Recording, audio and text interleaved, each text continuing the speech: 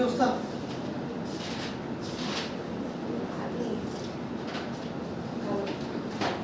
পড়াশোনা করবা pass?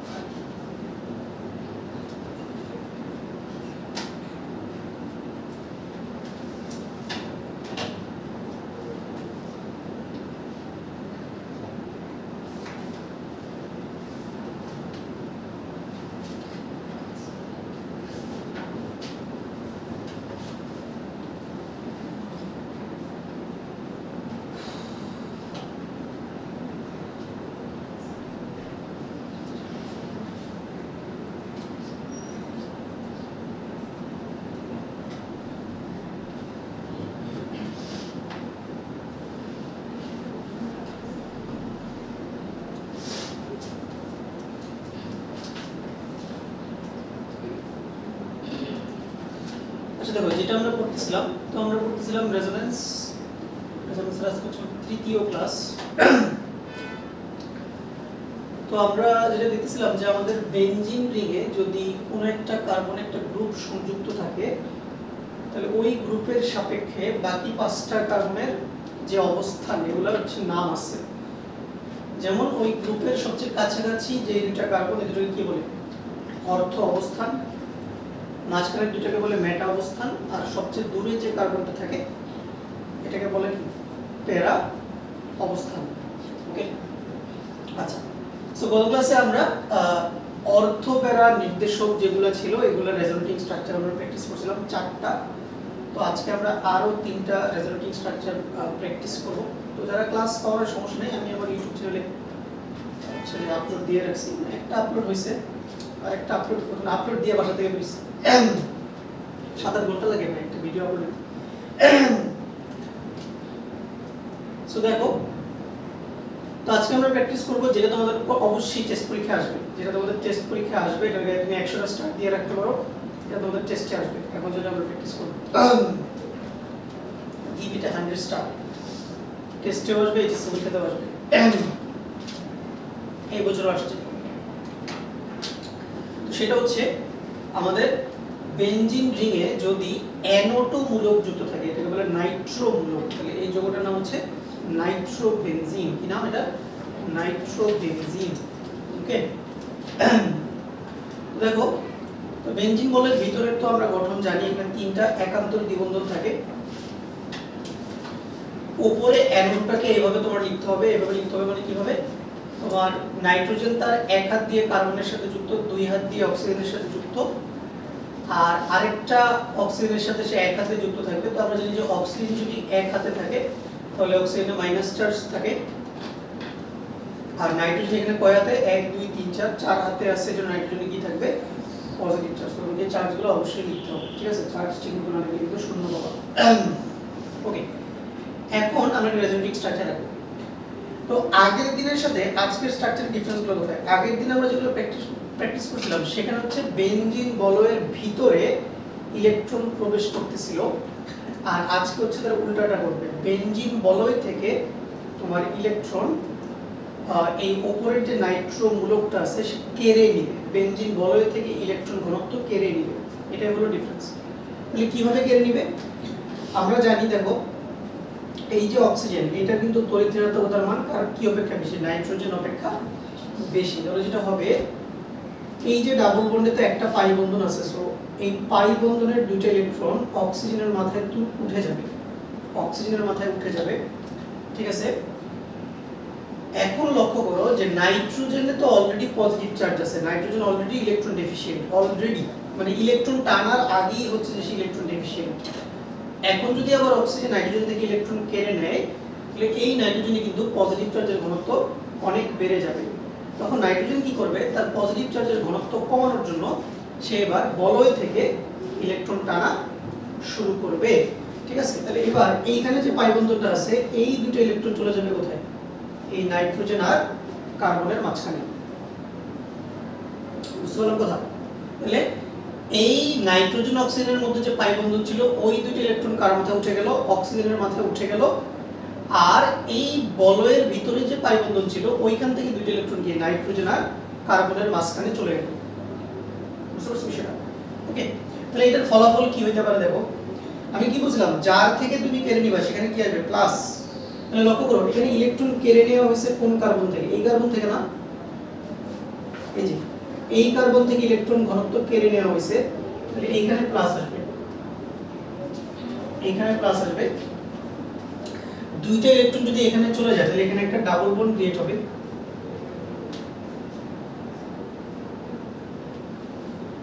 Oxygen এখন এক হাতে চলে আসছে, তাহলে অক্সিজেনের মাইনাস হবে। বাম পাশের অক্সিজেন তো অলরেডি এক হাতে আছেই। নাইট্রোজেনের হাত এখনো দেখো কয়টা, চারটা, তাহলে নাইট্রোজেন এখনো প্লাস থাকবে,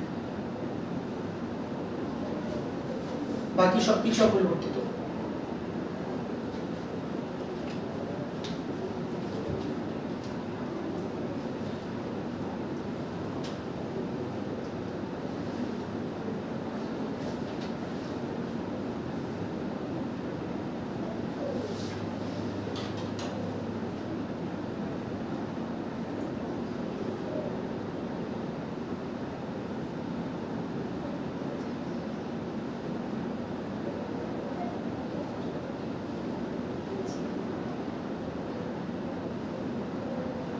ওকে, বুঝলাম এটা। এখন দেখো, এখন এই কার্বনে প্লাস আছে, তখন এই প্লাসের ঘাটতিটা পূরণের জন্য তখন এই যে পাই বন্ধনটা আছে এই পাই বন্ধনের দুটো ইলেকট্রন এবার এইখানে চলে আসবে,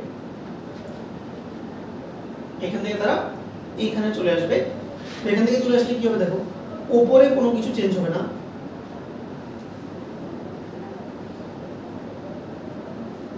সবকিছু ঠিকঠাক।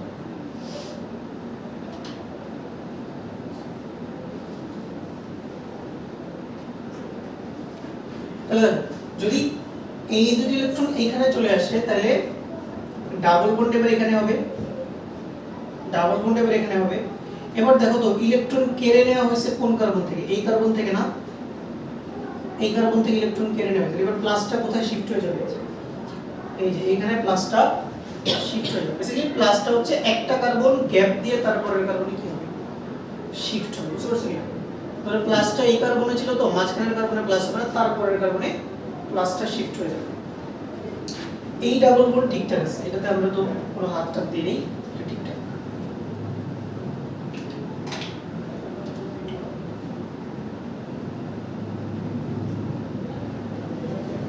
নেক্সট স্ট্রাকচার, এবার কি হবে, এইখানে প্লাস আছে, তাহলে এই প্লাসের ঘাটতি পূরণের জন্য এবার এই পাই বন্ধনের দুইটা ইলেকট্রন এখানে শিফট হয়ে যাবে। বুঝতে পারছো? শিফট হয়ে যাবে। তো শিফট হলে কি হবে বলো, প্লাসটা এবার কোথায় শিফট হবে বলো, প্লাসটা এবার কোথায় শিফট হবে, এক কার্বন গ্যাপ দিয়ে তারপরের কার্বনে শিফট হবে। তাহলে প্লাসটা এবার এখানে চলে আসবে, ঠিক আছে, প্লাসটা এবার এখানে চলে আসবে। এই ডাবল বন্ড ঠিকঠাক আছে, এই দুটো ইলেকট্রন যদি এখানে চলে আসে তাহলে এখানে ডাবল বন্ড হবে, ডাবল বন্ড, আর উপরে যা যা আছে সব ঠিকঠাক।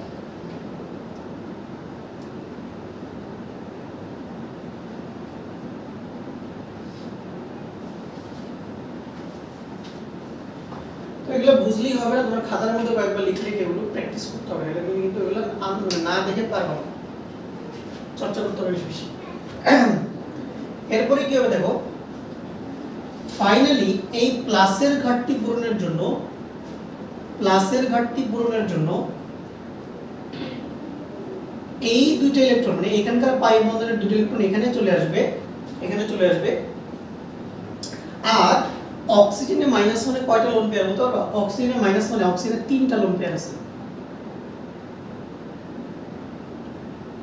কয়টা, কয়টা লোন পেয়ার, 3টা। কিভাবে 3টা, তুমি গইনা দেখো যে এখন অক্সিজেনের চারপাশে ইলেকট্রন কয়টা, 2টা 2টা 4টা 2টা 6টা, এইখানে আবার একটা আছে, 7টা থাকার কথা, 6টা আছে, 7টা, তাহলে মাইনাস আসবে না।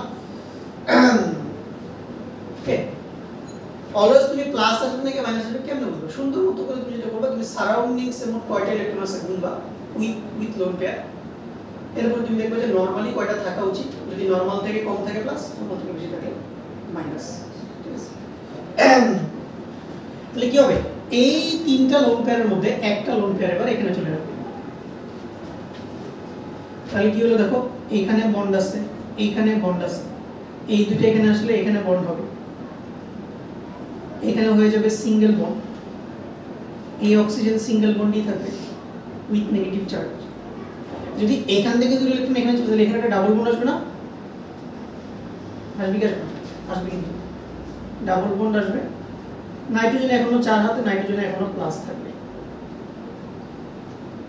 এই হলো আমাদের রেজোনেটিং স্ট্রাকচার।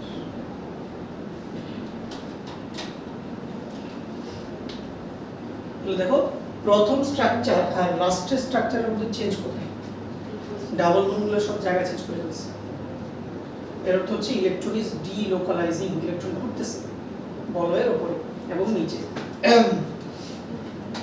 তাহলে রেজোনেটিং হাইব্রিডটা কি দাঁড়াচ্ছে?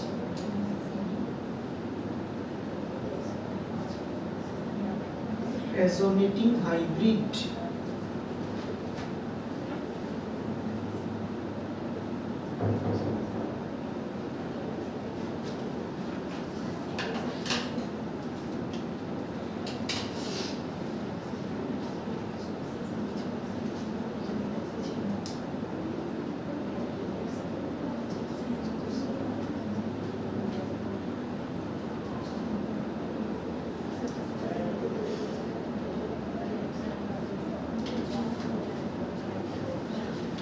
এটা হচ্ছে আমাদের রেজোনেটিং হাইব্রিড।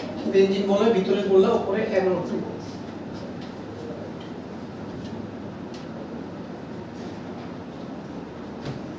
এটার কোশ্চেনটা কি রকম আসবে?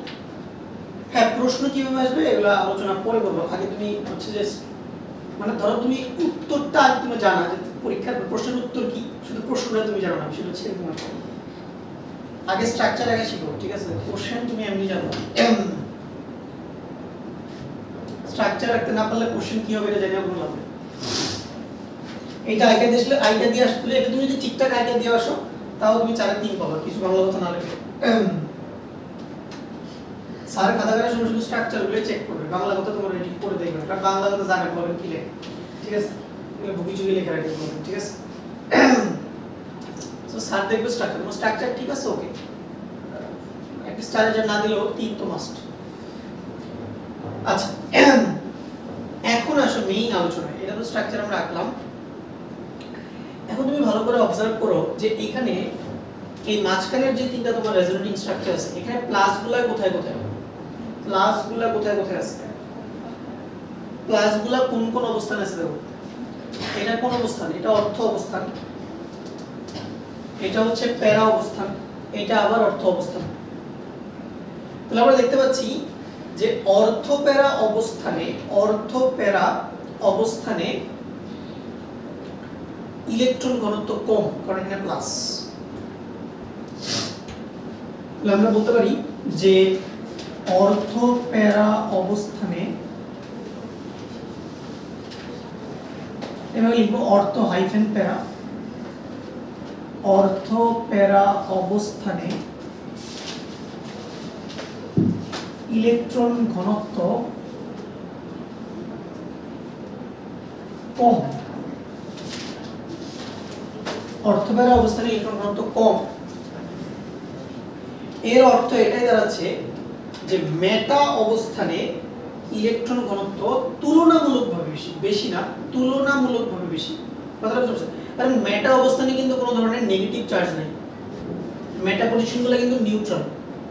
বাট প্লাসের সাপেক্ষে তো নিউট্রাল পজিশনে অবশ্যই ইলেকট্রন কি আছে, বেশি আছে না? তুমি যদি প্লাস আর নিউট্রাল চিন্তা করো তাহলে নিউট্রালে ইলেকট্রন বেশি, প্লাসে তো কম। বাট আবার যদি নিউট্রাল আর মাইনাস চিন্তা করি তাহলে আবার মাইনাসে বেশি, নিউট্রালে কম। কথাটা বুঝতে পারছেন? বিষয়টা হচ্ছে রিলেটিভ। তাহলে মেটা অবস্থানে ইলেকট্রন ঘনত্ব তুলনামূলকভাবে বেশি, তুলনামূলক শব্দটা লিখতে হবে। মেটা অবস্থানে ইলেকট্রন ঘনত্ব তুলনামূলকভাবে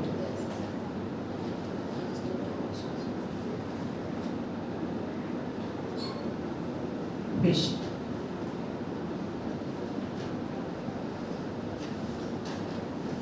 তাই ইলেকট্রোফাইল, আমরা ইলেকট্রোফাইল বলছি না, ইলেকট্রোফাইল বিকারক।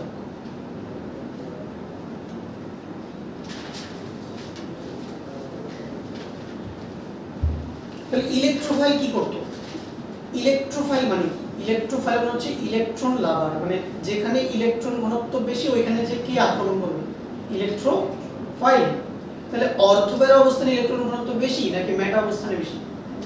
মেটা অবস্থানে বেশি। তাহলে ইলেকট্রোফাইল কোন অবস্থানে গিয়ে আক্রমণ করবে?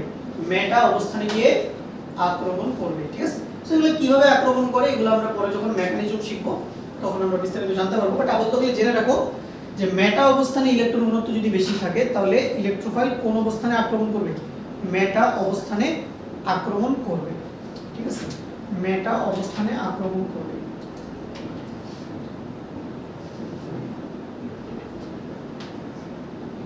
মেটা অবস্থানে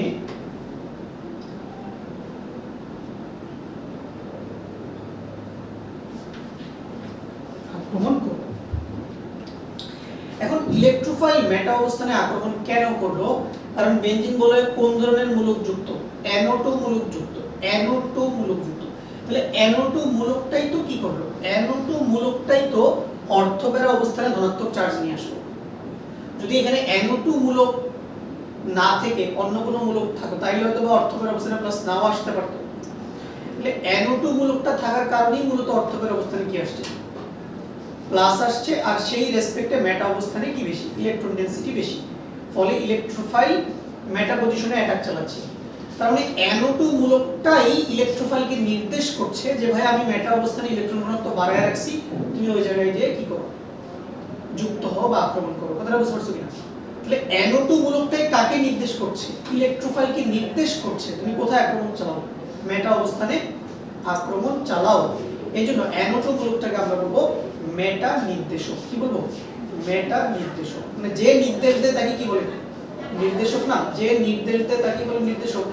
তাহলে NO2 মূলকটা ইলেকট্রোফাইলকে নির্দেশ দিচ্ছে কোথায় অ্যাটাক করতে? মেটা অ্যাটাক করতে। তাহলে এইজন্য তাকে বলবো আমরা মেটা নির্দেশক। তাহলে NO2 মূলকটা হবে মেটা নির্দেশক। খুবই পাওয়ারফুল মেটা নির্দেশক এটা।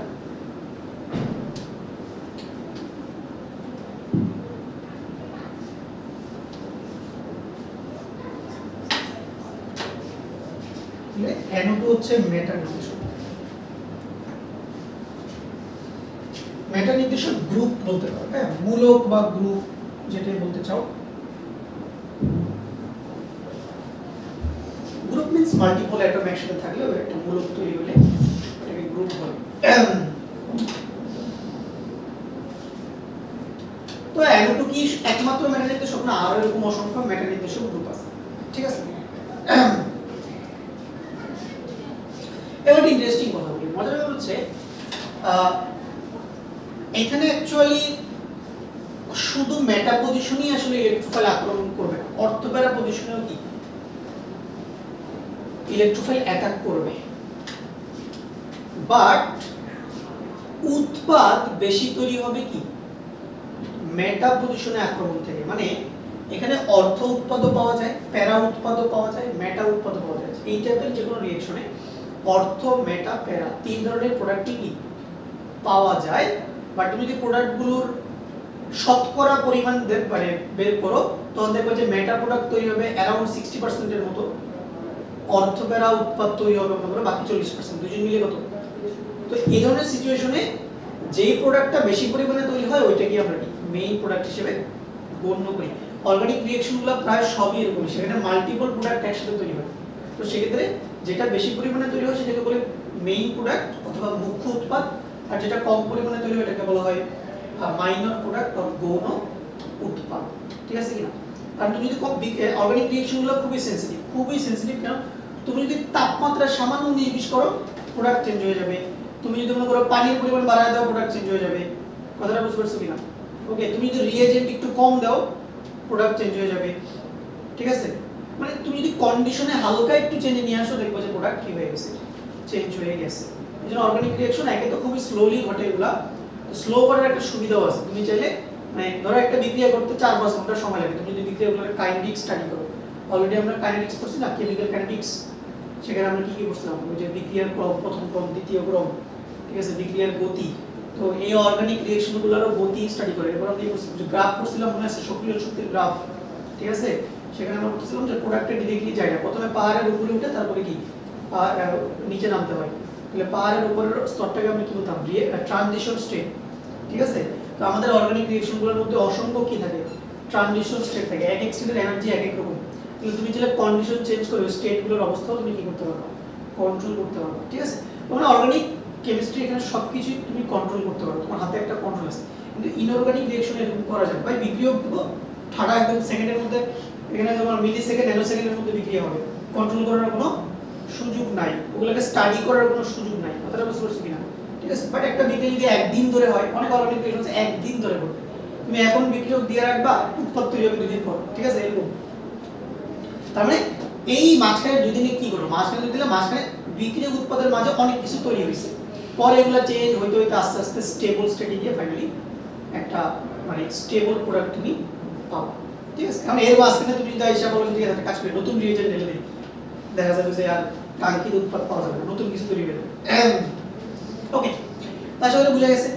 তাহলে অ্যানোডটা তুমি যদি বুঝো, বাকি দুটো তুমি পারবে। সাধারণত বাকি দুটো পরীক্ষায় আসে না, অ্যানোডটা এক্সামে আসে।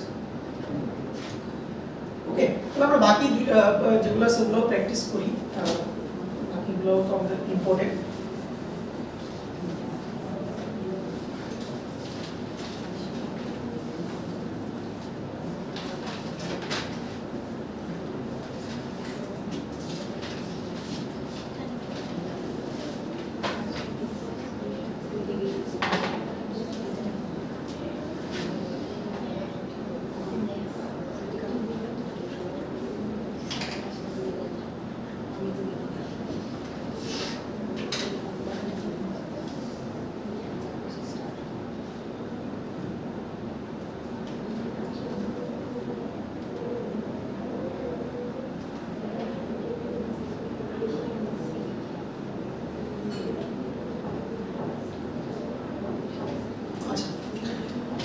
এবার আমরা দেখব, যদি আমাদের বেনজিন রিং এ থাকে হচ্ছে তোমার CHO, এই মূলকটা থাকে CHO, আগেরবার ছিল NO2, এখন থাকবে CHO।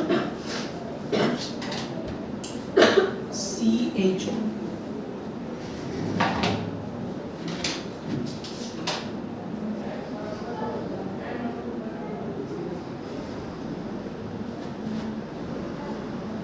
তাড়াতাড়ি আঁকার জন্য জাস্ট 5টা ষড়ভুজ এঁকে ফেলবা, 4টা ষড়ভুজ এঁকে ফেলবা।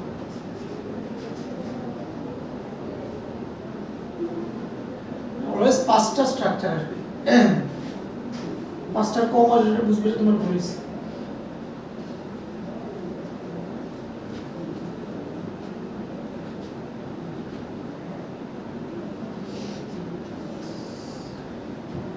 এখানে দেখো কার্বন থেকে, এই যে দেখো কার্বন থেকে অক্সিজেনের তড়িৎদ্বৈত কত অনেক বেশি না, অনেক বেশি। তাহলে এবার কি হবে, এই পাই বন্ধনের 2টা ইলেকট্রন অক্সিজেনের মাথায় উঠে যাবে, ফলে কি হবে, কার্বন তখন ইলেকট্রন ঘাটতিতে ভুগবে। তো ওই ঘাটতি পূরণের জন্য কার্বন কি করবে, বলয় থেকে ইলেকট্রন টানা শুরু করবে। বাকিটা হুবহু আগের মতই। সো এখানে আসবে একটা ডাবল বন্ড, দেখো ডাবল বন্ড আসবে। এটা যদি এখানে উঠে যায় তাহলে এখানে এটা single bond with negative charge, negative charge, hydrogen থাকবে। দেখো কার্বনের হাত তো 4টাই আছে, সো কার্বনের কোনো প্লাস প্লাস কিছু আসবে না। তাহলে প্লাস আসবে কোথায়, এখানে প্লাস, এগুলো অপরিবর্তিত। তো আগের মতই এই প্লাসের ঘাটতি পূরণের জন্য কি, এই 2টা ইলেকট্রন এখানে চলে আসবে, প্লাসটা কোথায় শিফট হয়ে যাবে, এই যে এক কার্বন গ্যাপ দিয়ে তারপরে কার্বন এখানে হয়ে যাবে বন্ড, এখানে হয়ে যাবে বন্ড, উপরে ঠিকঠাক।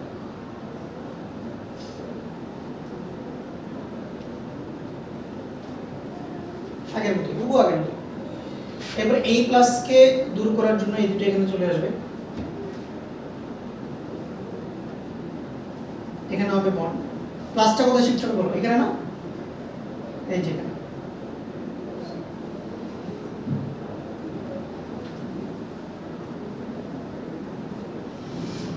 ফাইনালি কি হবে বলো? ফাইনালি এই প্লাসের ঘাটতি পূরণের জন্য এখান থেকে দুটো এখানে চলে আসবে, আর অক্সিজেন মাইনাস মানে কয়টা লোন পেয়ার বলছি? 3টা লোন পেয়ার, এই দুটো এখানে চলে আসবে।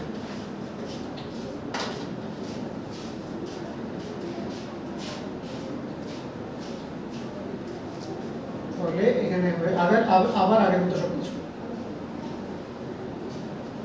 শুধু মাঝখান দিয়ে ডাবল বন্ডগুলো জায়গা চেঞ্জ করবে।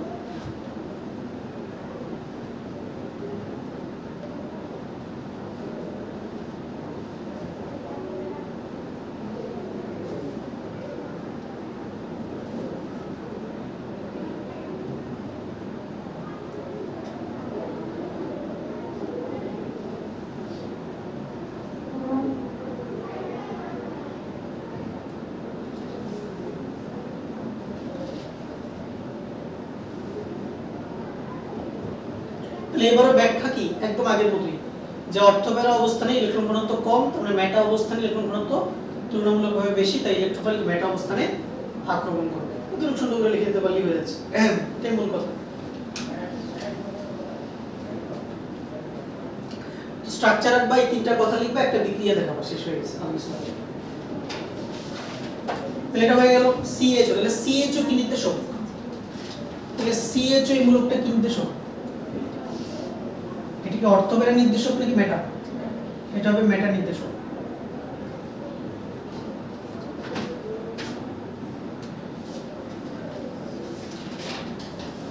এবার এই সবগুলো স্ট্রাকচারে যদি ছোট্ট একটা চেঞ্জ আনি, চেঞ্জটা হচ্ছে যদি জাস্ট H এর বদলে আমি OH লিখে দেব।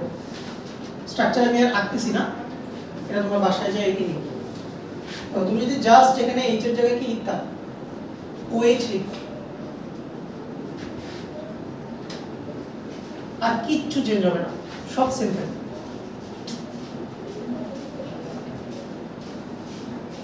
তাহলে এটা কি হয়ে যেত বলো? COOH না, COOH হয়ে যেত CHO এর বদলে।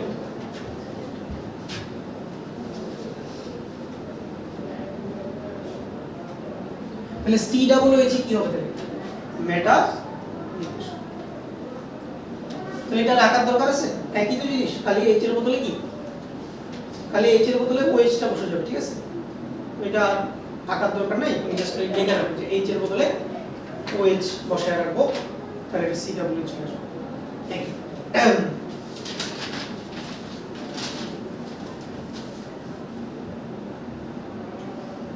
তাহলে কি আমরা শিখছি কয়টা স্টেজ? শিখছি কিন্তু একটাই, অ্যারোটা যদি কেউ ভালো করে বুঝে তাহলে সে CHO পারবে, COOH পারবে, একই রকম। এবার আসো, যদি CN থাকে, CN এইটাও তাহলে মেটা নির্দেশক। CN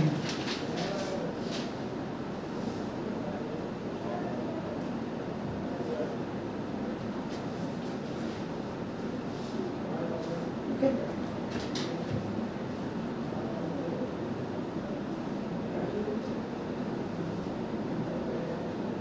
এরকম থাকে, ধরো CO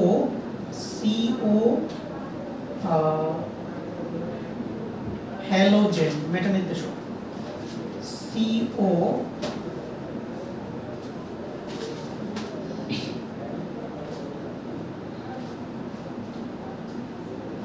আর COOR কি? এটা এস্টার। এটা কি? এস্টার মেটা নির্দেশক। এটা কেমনে বুঝতেছে ভাই এগুলো মেটা নির্দেশক? এটা তো রহস্য। CONH2 মেটা নির্দেশক। আমি কেমনে বুঝবো কোনটা অর্থবেরা আর কোনটা মেটা? তো অর্থবেরা নির্দেশক বুঝার উপায় আমি অলরেডি গত ক্লাসে বলছিলাম, তো আজকে আমি তোমাকে মেটা নির্দেশক চেনার উপায় বলে দিচ্ছি। খুবই সহজ।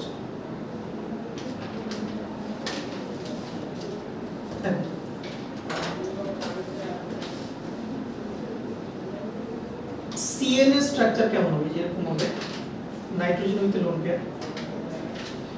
তুমি খালি দেখবা কি যে বেনজিন রিং এর সাথে কোন পরমাণুটা সরাসরি যুক্ত, তুমি খালি ওইটা দেখবা। যেমন এখানে বেনজিন রিং এর সাথে সরাসরি যুক্ত পরমাণু কে? কার্বন। তাহলে বেনজিন রিংয়ের সাথে সরাসরি যে পরমাণুটা যুক্ত থাকবে ওই পরমাণুতে যদি কোনো দ্বিবন্ধন থাকে বা ত্রিবন্ধন থাকে তাহলে ওটা হবে মেটা নির্দেশক, সেটা হবে মেটা নির্দেশক। তুমি বাকিগুলোও দেখতে পারো, যেমন ধরো COX, তুমি যদি এইটা দেখো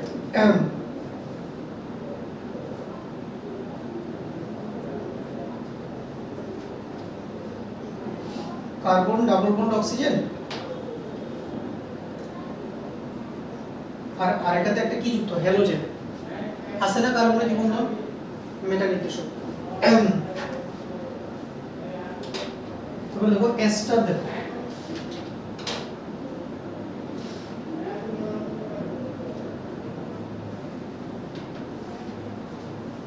এই যে এটা হচ্ছে এস্টার, সি ডাবল এর পরে আর থাকলে ওটা এস্টার, এটাও মেটা নির্দেশক। সিমিলারলি CONH2 এটাও মেটা নির্দেশক আসবে।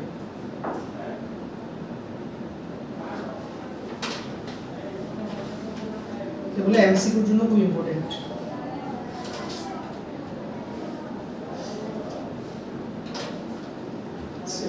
এই যে কার্বন ডাবল বন্ড আছে মেটা,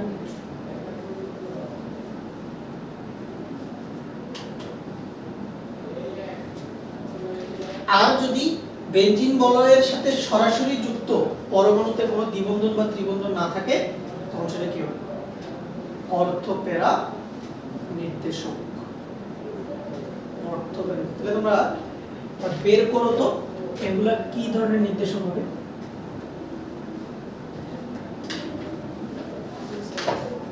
ধরো ডিরেক্টলি যুক্ত আছে OH, অথবা যুক্ত আছে NH2,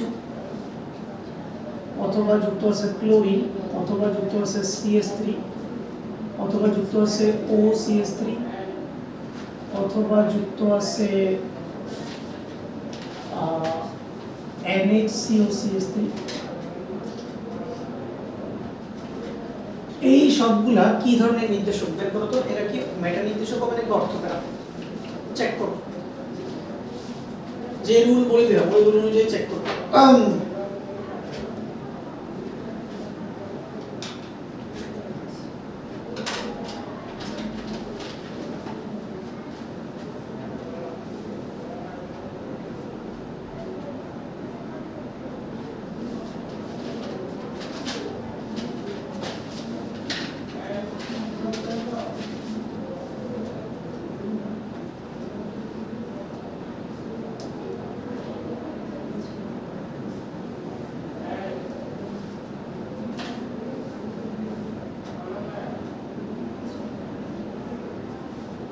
গাঠনিক সংকেত A কে চেক করো।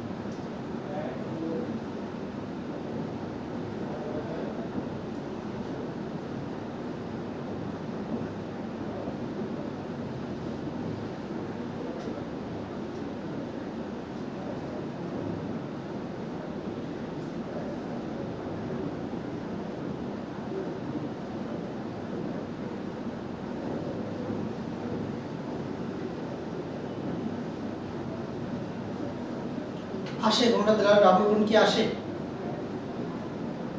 ডাবল বন্ড আসার কথা না কোনটাতেই।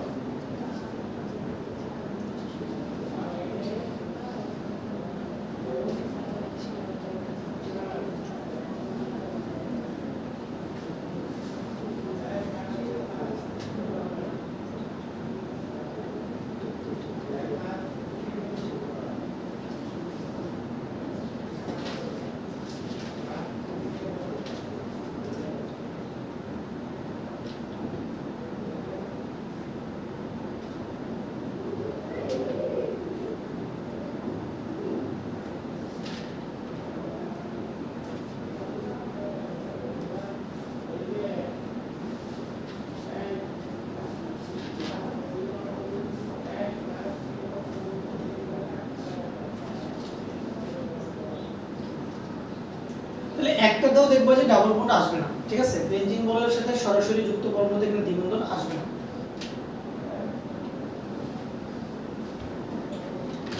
তো আমি চেক করে জন্য দেখাচ্ছি তোমাদের, না বুঝলে মিলে রাখো। তাহলে OH কিভাবে হবে দেখো, এই যে অক্সিজেন একটা বন্ধন দিয়ে H, ঠিক আছে না? আর অক্সিজেনে আর নাইট্রোজেনে লোন পেয়ার লেখার অভ্যাসটা করবা, ঠিক আছে? অনেকে লিখতে চায় না, এটা ভালো প্র্যাকটিস। NH2 হলে কি হবে, এই যে দেখো দুই দিকে দুইটা হাইড্রোজেন, কোনো দ্বিবন্ধন নাই। ক্লোরিন তো জাস্ট এক হাতেই থাকবে।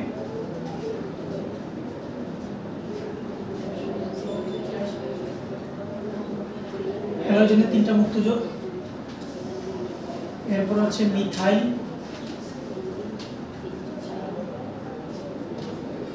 তিন দিকে তিনটা হাইড্রোজেন,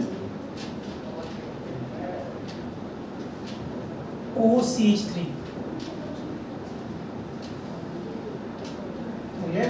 অক্সিজেনের সাথে এক হাতে একটা CH, অক্সিজেনের দুইটা মুক্ত যোগ।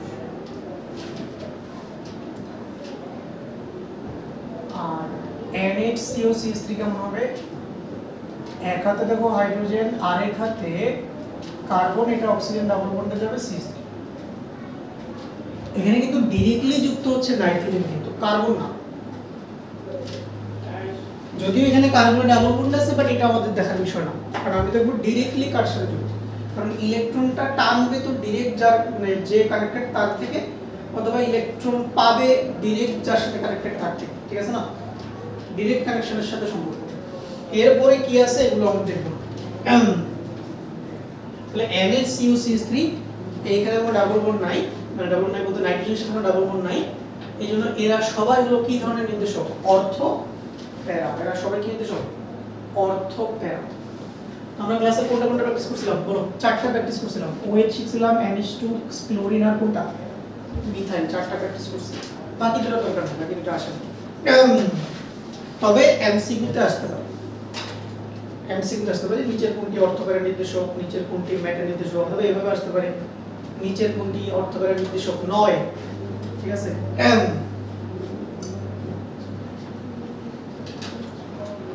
ঠিক আছে, সো তোমাদের এমসিকিউতে একটা দুটো কোশ্চেন অবশ্যই এই অর্থ প্যারা নির্দেশক থেকে থাকবে, সিকিউ তো আসবেই। তো এগুলো আমাদের হয়ে গেল, আশা করা যায় পারবা। এখন আমি তোমাদেরকে বিক্রিয়া দেখাবো এবং বিক্রিয়া দেখে বুঝাবো আসলে কোশ্চেন কিভাবে আসবে।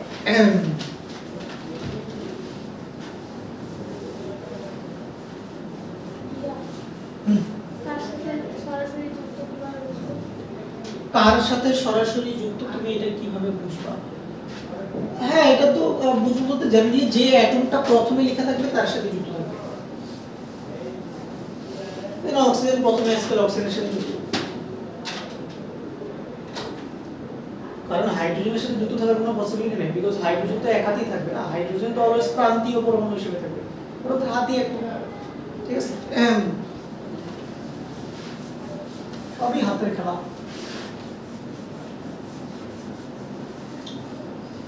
চলো এখন আমি তোমাদেরকে দেখাবো যে অর্গানিক রিঅ্যাকশন কিভাবে লিখতে। অর্গানিক রিঅ্যাকশন লেখা খুব সহজ, অর্গানিক রিঅ্যাকশন লেখা অনেক ইজি জিনিস।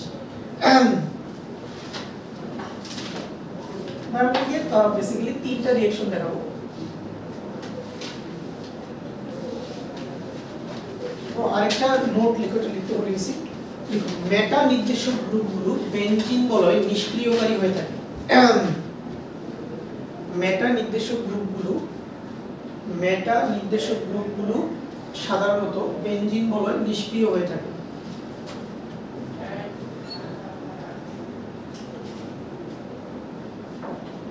আর অর্থপ্যারা নির্দেশক গ্রুপগুলো সাধারণত বেনজিন বলয় সক্রিয়কারী হয়ে থাকে।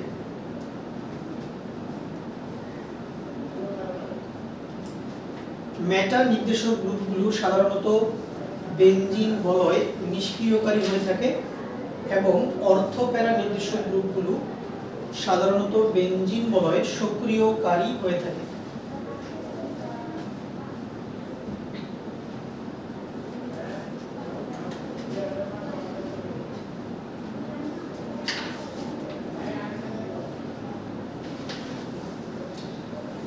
রিঅ্যাকশন লিখবো, দেখো প্রযুক্তি দেখো তিনটা রিঅ্যাকশন লিখবো।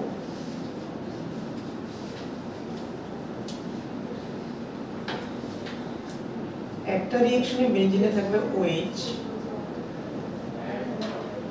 আরেকটা রিঅ্যাকশনে থাকবে নরমাল বেনজিন, আরেকটা রিঅ্যাকশনে থাকবে নাইট্রোবেনজিন।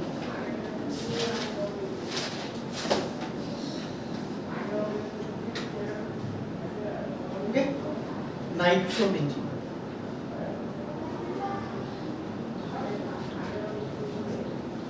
ঠিক আছে, তিনটা জিনিস থাকবে। তো এর মধ্যে OH কি নির্দেশক? অর্থ প্যারা নির্দেশক, অর্থাৎ সেই ইলেকট্রোফাইলকে কোথায় আক্রমণ করতে বলবে? অর্থ প্যারা অবস্থানে আক্রমণ করতে বলবে। Neutral benzene no effect, neutral benzene কি? No effect. আর নাইট্রোবেনজিন ক্ষেত্রে নাইট্রোমূলকটা কি নির্দেশক? মেটা নির্দেশক। ওকে, এইটা ইলেকট্রোফাইলকে কোন অবস্থানে আক্রমণ করতে বলবে? মেটা অবস্থানে আক্রমণ করতে বলবে। ঠিক আছে, এটা আমরা বুঝতে পারছি। তো একটা জিনিস লিখে রাখো যে বেনজিন বলয়ে মেটা নির্দেশক গ্রুপ যুক্ত থাকলে, বেনজিন বলয়ে মেটা নির্দেশক গ্রুপ যুক্ত থাকলে, বেনজিন বলয়ে মেটা নির্দেশক গ্রুপ যুক্ত থাকলে, বেনজিন বলয়ে মেটা নির্দেশক গ্রুপ যুক্ত থাকলে যে ইলেকট্রনীয় প্রভাব সৃষ্টি হয়, যে ইলেকট্রনীয় প্রভাব সৃষ্টি হয়, যে ইলেকট্রনীয় প্রভাব সৃষ্টি হয় তাকে বলা হয় ঋণাত্মক মেসোমারিক প্রভাব। ঋণাত্মক মেসোমারিক প্রভাব, এটাকে প্রকাশ করা হয় -m দিয়ে। যেমন আমরা প্লাস আই মাইনাস আই করছি না, আবেশীয় প্রভাব। আর এইখানে প্রভাবগুলোকে আমরা কি বলি? মেসোমারিক প্রভাব। পার্থক্য কোথায়? আবেশীয় প্রভাবে হচ্ছে সিগমা বন্ধন বরাবর ইলেকট্রনের শিফটিং হবে, আর মেসোমারিক প্রভাবে হচ্ছে লোন পেয়ার আর পাই ইলেকট্রনগুলো কি পার্টিসিপেট করবে। এটাই হলো প্রধান পার্থক্য। আর বেনজিন রিংয়ে যদি অর্থপ্যারা নির্দেশক থাকে তখন তাকে বলে ধনাত্মক মেসোমারিক প্রভাব, বা এটাকে কি বলে? Plus m। ঠিক আছে, প্লাস m। তাহলে মেটা নির্দেশক গ্রুপ থাকলে হবে কি? ঋণাত্মক মেসোমারিক প্রভাব বা -m, আর অর্থপ্যারা নির্দেশক গ্রুপ থাকলে হবে ধনাত্মক মেসোমারিক প্রভাব বা +m। ঠিক আছে, অনেকেই কিন্তু প্রভাবগুলো পড়ে বাট পার্থক্যটা বুঝে না। প্রথমত আমিও বুঝতাম না, আসলে এক জায়গায় দেখতেছি যে আবেশীয় প্রভাব লিখছে, আর এক জায়গায় দেখতাম যে মেসোমারিক প্রভাব লিখছে। আমি নিজেও কনফিউশন থাকতাম একটু প্রথম যখন আমি পড়ছিলাম, মানে বুঝতাম না আসলে কোথায় কোনটা হবে। হ্যাঁ, তো আগে তোমার প্রভাবগুলোর মানে পার্থক্য বুঝতে হবে, কখন কোনটা ক্রিয়েট হবে। কারণ প্রোডাক্ট কি উৎপন্ন হবে সম্পূর্ণটাই নির্ভর করবে কি ধরনের প্রভাব আছে। বুঝতে পারছো? প্লাস আই থাকলে একরকম প্রোডাক্ট, মাইনাস আই থাকলে আরেক রকম, প্লাস এম থাকলে একরকম, মাইনাস আই থাকলে আরেক রকম। এগুলো হবে। সবার সাথে আমি বিক্রিয়া দিব নাইট্রিক অ্যাসিডের। নাইট্রিক অ্যাসিডকে এখন থেকে HNO3 লিখবা না, ভেঙে লিখবে হবে।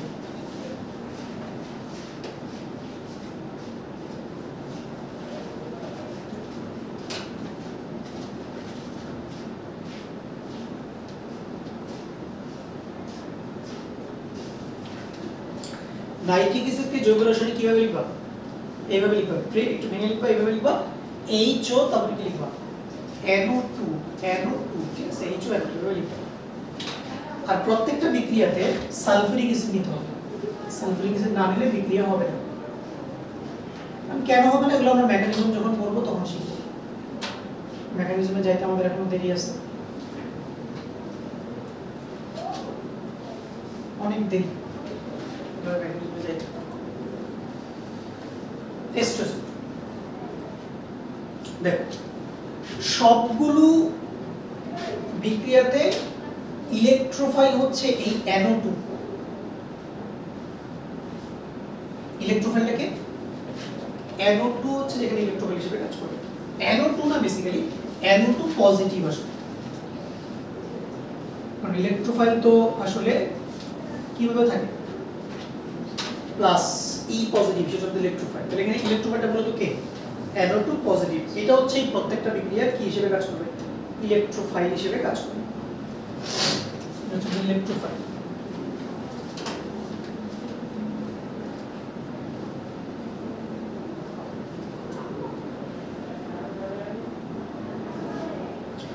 আচ্ছা, তাহলে লক্ষ্য করো আমি কি বলছিলাম যে OH NO2 কে কোথায় আক্রমণ করতে বলবে? অর্থ এবং প্যারা অবস্থানে, ঠিক আছে কিনা? তাহলে অর্থ অবস্থানে আক্রমণ করলে একটা প্রোডাক্ট পাবো, প্যারা অবস্থানে আক্রমণ করলে একটা প্রোডাক্ট পাবো, আবার কিছু অ্যাটাক মেটা অবস্থানেও ঘটবে। বাট আমি কি বলছিলাম, এখানে অর্থ প্যারা উৎপাদের পরিমাণ কি থাকবে? শতকরা হিসেবে বেশি। মেটা প্রোডাক্ট থাকবে না এটা বলাটা হবে সম্পূর্ণ ভুল। মেটা প্রোডাক্ট তৈরি হবে, বাট এর পরিমাণ শতকরা হিসেবে অনেক কম, 1% 2%। তো এটা গুণাও তো কোনো লাভ নাই, ঠিক আছে? এজন্য আমরা বাদ দিই। ধরো অর্থ উৎপাদ তৈরি হবে अराउंड 47% এর মতো, মেটা প্রোডাক্ট তৈরি হবে মনে করো 50% এর মতো, তো মেটা না প্যারা প্রোডাক্ট তৈরি হবে 50% এর মতো। প্যারা প্রোডাক্টগুলো একটু স্টেবল হয় বেশি, আর মেটা প্রোডাক্ট তৈরি হবে কত পার্সেন্ট? 3%, মানে 3%, এরকম কম। এই জন্য আমরা মেটা নিব না। তাহলে প্রোডাক্ট কিভাবে লেখা? দেখো প্রোডাক্ট লেখা অত্যন্ত ইজি। জৈব রসায়নের প্রোডাক্ট লেখা, বিশেষ করে অ্যারোমেটিক কম্পাউন্ডের প্রোডাক্ট লেখা অনেক সহজ। বেনজিন ঠিক থাকবে, OH এর পজিশন ঠিক থাকবে। এখানে আরেকটা তুমি বেনজিন আঁকবা এবং একটা OH আঁকবা, আর সাথে অলওয়েজ পানি তৈরি হয়। হ্যাঁ, জৈব রসায়নে অলওয়েজ পানি তৈরি হয়, যে কোনো পানি বের করে দিতে পারলেই খাই শেষ। তাহলে একটা অ্যাটাক হবে কোথায়? অর্থ অবস্থায় একটা অ্যাটাক। তাহলে একটা অ্যাটাক যদি অর্থ দেয়, তাহলে NO2টা অর্থ অবস্থানে গিয়ে যুক্ত হবে, তাহলে একটা প্রোডাক্ট আসবে। আরেকটা অ্যাটাক কোথায় হবে? প্যারা অবস্থানে। তাহলে প্যারা অবস্থানে যদি আরেকটা অ্যাটাক হয়, তাহলে আরেকটা প্রোডাক্ট পাবো, প্যারা প্রোডাক্ট, ঠিক আছে? তাহলে একটা হচ্ছে অর্থ প্রোডাক্ট, আর এটা কি? প্যারা প্রোডাক্ট। আর মেটা প্রোডাক্ট লিখতেছি না যেহেতু এটা নেগলিজিবল, ঠিক আছে? সামান্য করে এই একটা প্রোডাক্ট পেয়ে গেলাম, আরেকটা প্রোডাক্ট পেয়ে গেলাম।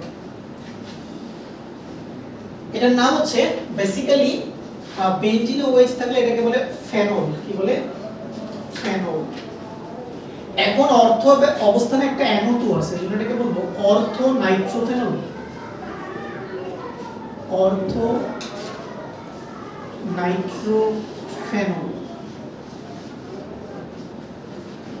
আর এখানে NO2 প্যারা অবস্থানে আছে, এজন্য এটাকে বলে প্যারা নাইট্রোফেনল।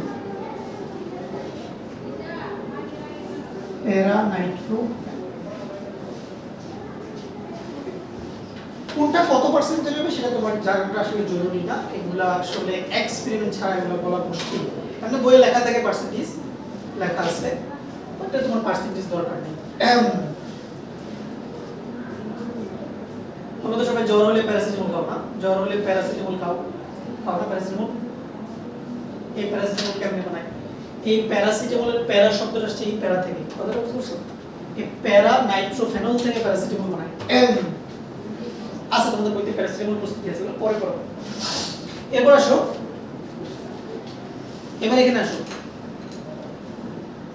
বেনজিনের সাথে কার বিক্রিয়া? নাইট্রোবেনজিন। তাহলে জাস্ট কি হবে দেখো, এখানে বেনজিনে তো কোনো অর্থপ্যারা নির্দিষ্ট গ্রুপ নাই, তাহলে জাস্ট NO2 মূলকটা যে কোনো একটা কার্বনে যে অ্যাটাচ হয়ে যাবে।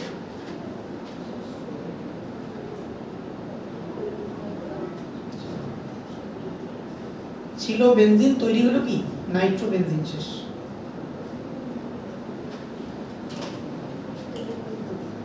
ঠিক আছে, সিম্পল। এটা কেন জানো না? No effect, no plus M, no minus M. এবার এখানে আসো,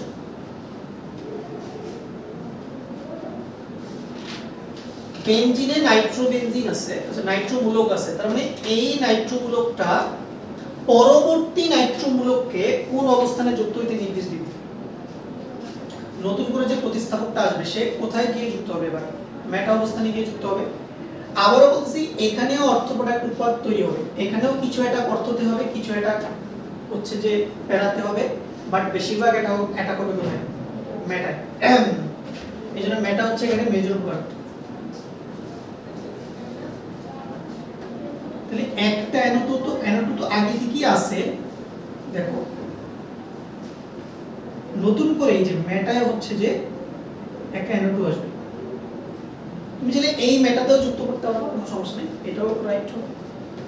আচ্ছা এই যে ওটার নাম ছিল নাইট্রোবেনজিন, নাইট্রোবেনজিন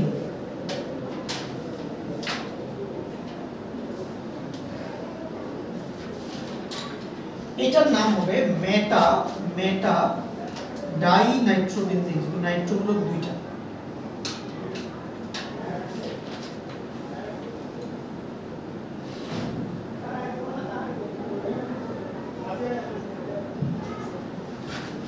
ডাই মানে দুই।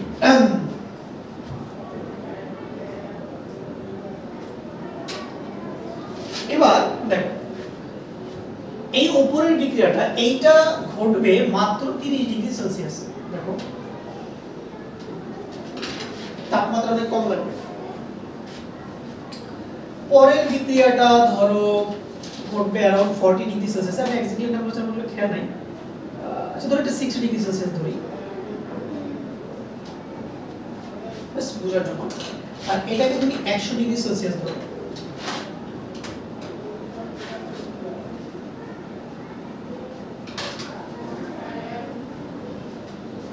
তো লক্ষ্য করো যে এই প্রথম বিক্রিয়াটাতে যখন এই আমার এগুলাকে তোমার এই টাইপের বিক্রিয়াগুলোকে আমরা বলি, দেখো এগুলো কিন্তু সবগুলো সাবস্টিটিউশন রিঅ্যাকশন, সবগুলো প্রতিস্থাপন বিক্রিয়া না, প্রতিস্থাপন বিক্রিয়া সবগুলো কিন্তু সাবস্টিটিউশন। সাবস্টিটিউশন মানে কি, যে এই যে তোমার অ্যানোডটা যুক্ত হলো, এটা কার জায়গায় যুক্ত হয়েছে, হাইড্রোজেনের জায়গায় যে বসছে না, এখানে এই কারণে একটা হাইড্রোজেন ছিল, ওই হাইড্রোজেনটা বের হয়ে গেছে, ওইটার জায়গায় অ্যানোডটা বসে গেছে।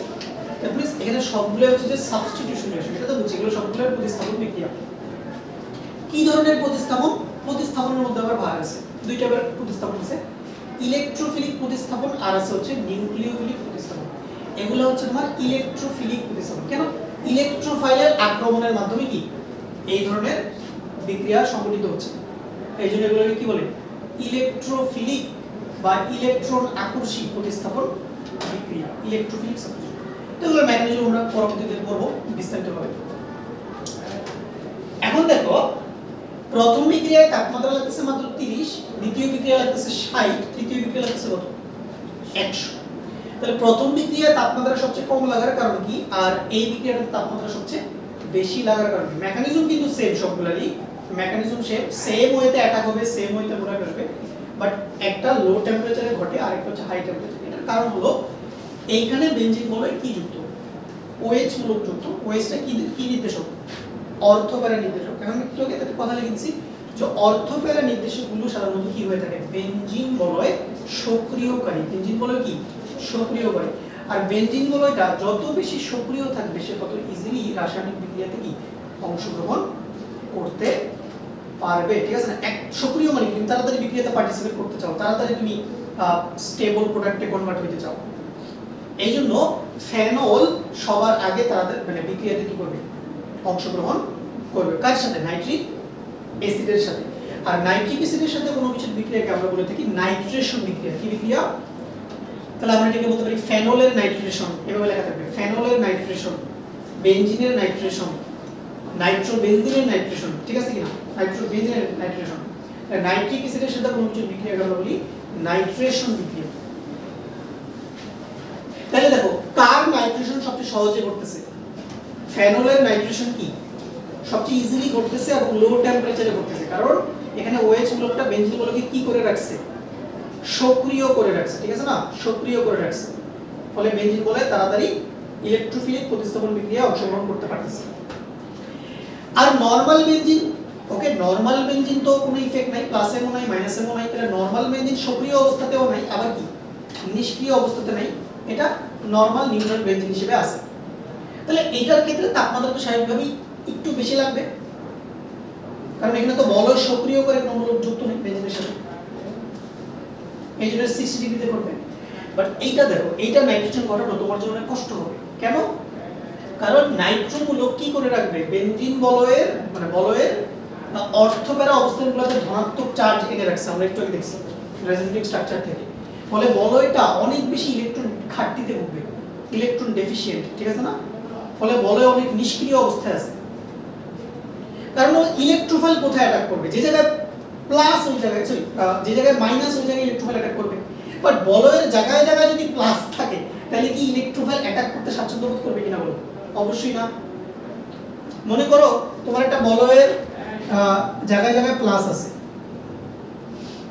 কোথায় কোথায় প্লাস গ্রুপ আছে, এখানে এখানে প্লাস দেখছি, এখানে প্লাস দেখছি, আর কোথায় দেখছি প্লাস দেখছি। ধরো কোথাও একটা ইলেকট্রোফাইল আসতেছে অ্যাটাক করার জন্য, এখন সে টার্গেট কোথায় অ্যাটাক করা? অবশ্যই তার টার্গেট মেটায় অ্যাটাক করা। ই প্লাস কি কখনো প্লাসে অ্যাটাক করবে নাকি আমরা বলবো? এটা তো কখনোই পসিবল না। প্লাস অ্যাটাক করবে কোথায়? মাইনাস যেখানে বেশি ওখানে যায় প্লাস অ্যাটাক করবে। তাহলে এখন এই ই প্লাসটা যখন মেটায় অ্যাটাক করার জন্য আসবে, সে তো দুই দেখবে, আরে ভাই শোন, সে দেখবে কি দুই দিকে তো পজিটিভ, তাহলে এই প্লাস প্লাস রিপালশন হবে, এই প্লাস প্লাস কি হবে, বিকর্ষণের মুখোমুখি হবে না ইলেকট্রোফাইলটা। ফলে সে সহজে অ্যাটাক করতে পারবে না। কথাটা বুঝতে পারছো? সহজে অ্যাটাক করতে পারবে না। এইজন্য ইলেকট্রোফাইলের বাড়তি এনার্জি লাগবে। কথাটা বুঝতে পারছো কিনা? বাড়তি এনার্জি প্রোভাইড করতে হবে ইলেকট্রোফাইলকে, যাতে করে এই বিকর্ষণের বাধাটাকে কি করা যায়, অতিক্রম করা যায়। এইজন্য তোমার কি লাগবে, বাড়তি টেম্পারেচার লাগবে। বাড়তি টেম্পারেচার মানে কি? তুমি তাপমাত্রা বাড়ায় দিচ্ছ, তাপমাত্রা বাড়িয়ে দিয়ে তুমি হচ্ছে অণু পরমাণুগুলোর সক্রিয়তা তুমি কি করছো, বৃদ্ধি করছো না? আমরা সবাই যদি তাপমাত্রা বাড়ালে হচ্ছে যে অণু পরমাণুর সক্রিয়তা কি পায়, বৃদ্ধি পায়, কাইনেটিক এনার্জি বেড়ে যায়। ফলে এই মানে বিকর্ষণের বাধাটাকে অতিক্রম করে তখন ইলেকট্রোফাইলটা মেটা অবস্থানে গিয়ে কি করবে, আক্রমণটা চালাবে। নরমাল টেম্পারেচারে বিক্রিয়া হবে না, ঠিক আছে? কারণ ইলেকট্রোফাইল অনেক বেশি পজিটিভের বাধার মুখোমুখি হবে। বুঝতে পারছো বিষয়টা? আর এই জন্য তুমি দেখো যে তাপমাত্রা কি রাখছে 100, কারণ নাইট্রোজেন ইঞ্জিন বলয়কে অলরেডি কি করে রাখছে, নিষ্ক্রিয় করে রাখছে। অলরেডি কি করে রাখছে, নিষ্ক্রিয় করে রাখছে। ফলে বেনজিন রিং সহজেই ইলেকট্রোফিলিক প্রতিস্থাপন বিক্রিয়াতে পার্টিসিপেট করতে চাইবে না। বাড়তি তাপমাত্রা দিয়ে তোমাকে বিক্রিয়াটা ঘটাইতে হবে। বুঝতে পারছো? তাহলে এখন যদি পরীক্ষায় এরকম একটা কোশ্চেন আসে যে ইলেকট্রোফিলিক প্রতিস্থাপন বিক্রিয়ায় এই তিনটা যৌগের সক্রিয়তার ক্রম বিশ্লেষণ করো, তাহলে সবচেয়ে বেশি সক্রিয় কে?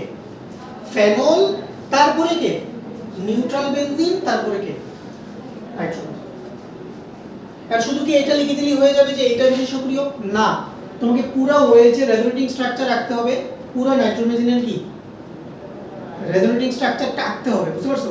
এ কে, তারপরে বুঝাইতে হবে যে এটা অর্থপ্যারা নির্দেশক হওয়ার কারণে কি এটা তাড়াতাড়ি বিক্রিয়াতে অংশগ্রহণ করে, আর এটা মেটা নির্দেশক হওয়ার কারণে এটা মানে দেরিতে বলতে একটু অতিরিক্ত তাপমাত্রা দিতে হয় বিক্রিয়াতে পার্টিসিপেট করার জন্য। বুঝতে পারছো? তাহলে পরীক্ষা কোশ্চেন আসবে এইভাবে, ধরো এটা হচ্ছে এ, এটা বি, আর শোনো, আর উদ্দীপকে কিন্তু কখনোই যৌগের মানে স্ট্রাকচার দেওয়া থাকবে না, যৌগটা কি হবে এটা তোমাকে বিক্রিয়া দেখে নিজের বুঝতে হবে। বুঝতে পারছো? ওখানে দেখা যাচ্ছে বিক্রিয়াতে লেখা থাকবে এ বি সি এরকম লেখা থাকবে, হ্যাঁ, তোমার নিজে থেকে আইডেন্টিফাই করতে হবে। তাহলে কোশ্চেনটা লিখো, যে পরীক্ষা কোশ্চেনটা কি আসবে। পরীক্ষা কোশ্চেনটা আসবে যে ইলেকট্রোফিলিক প্রতিস্থাপন বিক্রিয়ায়, ইলেকট্রোফিলিক প্রতিস্থাপন বিক্রিয়ায়, ইলেকট্রোফিলিক প্রতিস্থাপন বিক্রিয়ায়, ইলেকট্রোফিলিক প্রতিস্থাপন বিক্রিয়ায় এ বি ও সি এর সক্রিয়তার ক্রম বিশ্লেষণ করো।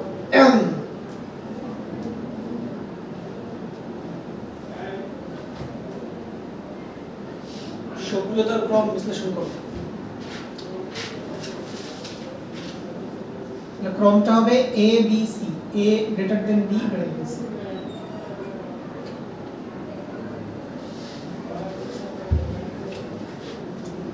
ঠিক আছে? এটা এভাবে আসতে পারে কোশ্চেনটা, এটাই আসবে। আর এখানে OH এর বদলে, এখানে OH এর বদলে এখানে তোমার কিন্তু মিথাইল গ্রুপও দিতে পারে। বুঝতে পারছো? OH এর বদলে মিথাইলও থাকতে পারে এখানে। তো মিথাইল থাকলেও কিন্তু আনসারটা সেম, বাট মিথাইলও কি নির্দেশক, অর্থ প্যারা নির্দেশক। ঠিক আছে? এরকম ভাবে আসতে পারে। আর এখান থেকে আরেকটা কোশ্চেন আমরা ডিসকাস করছিলাম, সেটা কি ছিল, ক্লোরোবেনজিনের ক্ষেত্রে ক্লোরিন অর্থপ্যারা নির্দেশক হলেও বেনজিন বলে কি নিষ্ক্রিয়কারী না, এই কোশ্চেনটি পরে আরেকটা প্রশ্ন বাকি আছে, ওইটা বললেই আমাদের রেজোনেন্স অংশটা শেষ। ওইটা আমরা পরের ক্লাসে বলবো। আচ্ছা তাহলে এটুকুই থাক।